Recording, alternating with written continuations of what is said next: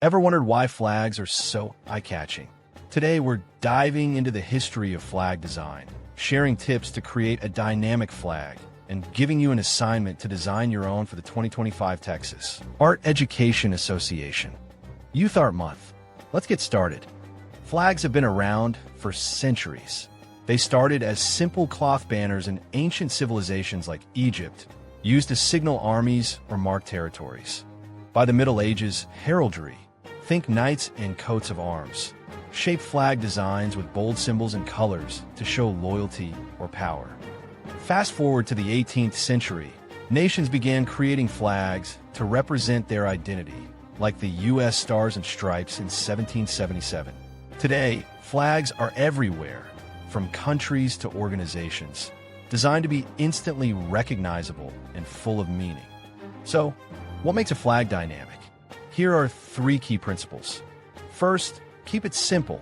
A great flag is easy to recognize from a distance. Think Japan's bold red circle or Canada's maple leaf. Simple but powerful. Second, use meaningful colors and symbols. Colors should reflect your message. Red for courage, blue for peace, or green for nature. Symbols like stars or animals should tell a story. Last, make it bold. Use high contrast colors and avoid tiny details. A flag should pop, whether it's waving high or printed small. Pro tip, test your design by drawing it from memory. If it's too hard, simplify it.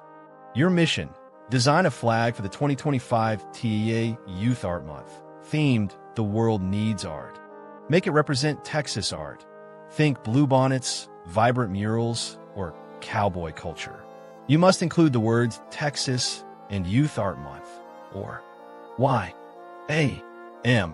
Use 2 to 3 bold colors and simple symbols to show why art matters. Sketch it, refine it, and make it wave with pride.